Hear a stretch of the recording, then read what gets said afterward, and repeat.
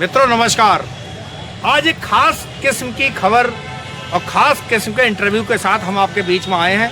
आदरणीय वकील साहब जिनको देख रहे हैं कि कैमरे की नज़र में कचहरी में बहुत प्रतिष्ठित है, बहुत पॉपुलर है, बड़े संघर्षशील छात्र जीवन से रहे। इनका संघर्ष हमने बरेली कॉलेज में भी देखा है।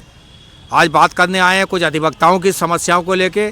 चूँकि अधिवक्ता है, लीडिंग लॉयर हैं, अधिवक्ताओं की कौन सी समस्याओं को बहुत गंभीरता से सोच रहे हैं, उनके कल्याण के लिए आपने क्या रोड मैप तैयार किया है, आगामी चुनाव में, बार के चुनाव में किस पद के लिए वो दावेदारी कर रहे हैं। अमित जी हमारे दर्शक आपको देख रहे हैं, जानना चाहेंगे सर क्या समस्याएं अधिवक्ताओं की आप खास तौर से महसूस करते हैं। हमारे अधिवक्ता समाज एक काफ़ी समय से बहुत समस्याओं से जूझ रहा है।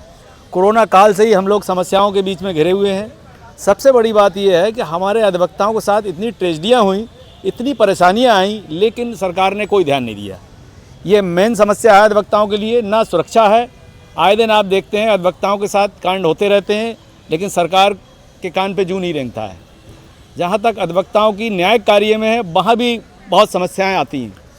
न्यायिक कार्य करने में अधिवक्ता सुबह से शाम लगा देता है। एक अधिवक्ता ही ऐसा व्यक्ति है जो समाज में हमेशा उस व्यक्ति के साथ होता है जो हर जगह से पीड़ित होता है, लेकिन फिर भी हमें न्यायिक कार्य करने में बहुत परेशानी आ रही है और ये परेशानियां एक लंबे समय से आ रही हैं।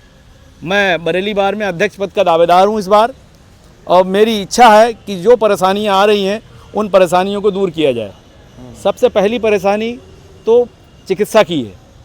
कोई बीमा योजना नहीं है।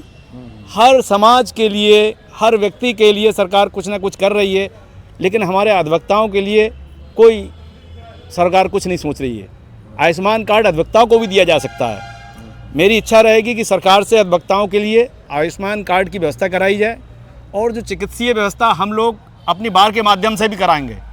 हम लोग ग्रुप इंश्योरेंस करा सकते हैं अगर इच्छा शक्ति करने की हो, लेकिन हमारे यहाँ इस बारे में कोई नहीं सोचता है। काफ़ी समय से, चूँकि मैं सुबह शुरू से ही लगा रहा हूँ, मैंने इस वजह से, जब तक लोकतंत्र में वोट की पावर ना हो तो आपके साथ बहुत सी चीज़ें आप नहीं कर सकते। अगर मैं चुना जाता हूं तो मैं सबसे पहला काम तो ये करूंगा, हमारे यहाँ जो अधिवक्ताओं की चिकित्सा की व्यवस्था है वो पूरी कराऊंगा। और अधिवक्ताओं के साथ बैठने की सबसे बड़ी समस्या है। जो आदमी लॉ ऑफिसर कहलाया जाता है, ऑफिसर ऑफ द कोर्ट कहलाता है, उसके पास बैठने की समस्या नहीं है। लोक कल्याणकारी राज्य है, ये व्यवस्था सब सरकार को करके देनी चाहिए। मेरा प्रयास रहेगा कि सरकार के कान में इस बात की धमक पहुँचाऊँ कि अधिवक्ताओं के लिए चैम्बरों की व्यवस्था की जाए। इसमें जूनियर सीनियर इस समय दोनों के ही साथ ही परेशानी है, बहुत स्थान नहीं है। तो मैं सरकार से ये करवाना चाहूँगा। और दूसरी बात, हमारे यहाँ जो जमानती अपराध होते हैं उनमें होता क्या है, हम लोग सवेरे सवेरे जमानत दाखिल करते हैं, जबकि कानून ये कहता है कि जमानती अपराध में व्यक्ति को जो पकड़ के आएगा या अदालत में सरेंडर करेगा उसको बेल बॉन्ड पे छोड़ दिया जाएगा। हम 3 बजे, 4 बजे, 5 बजे तक प्रयास करते हैं, लगे रहते हैं, तो उस समय बेल बॉन्ड दाखिल होते हैं। जबकि बरेली के और जो पास के ज़िले हैं, रामपुर है, मुरादाबाद है, मेरठ है, वहाँ ये होता है कि बेल बॉन्ड के साथ,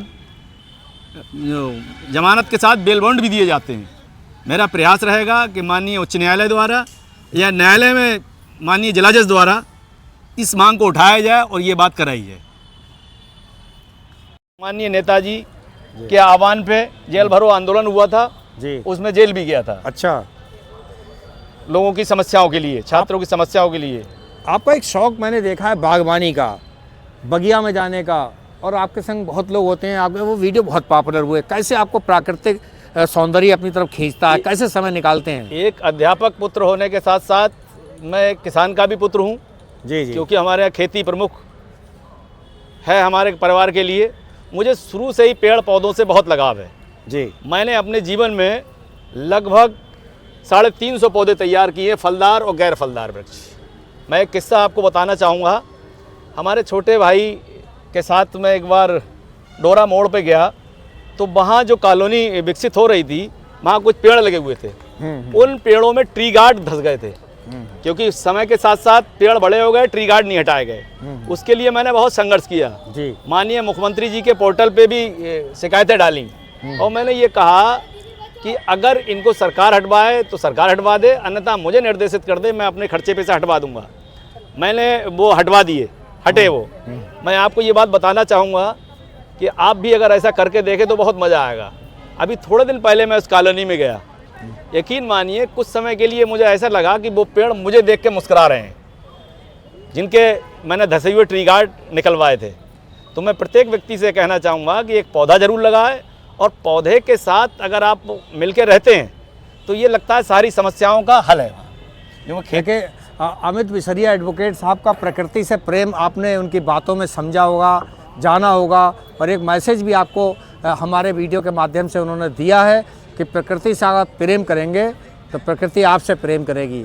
आपको नेचर को देख के खुशी होगी तो नेचर को आपको देखकर भी खुशी होगी, नेचर भी खुश होगा।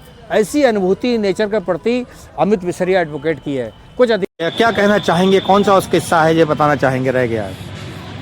मैंने सागौन का एक पेड़ लगाया था अपने फार्म हाउस पे।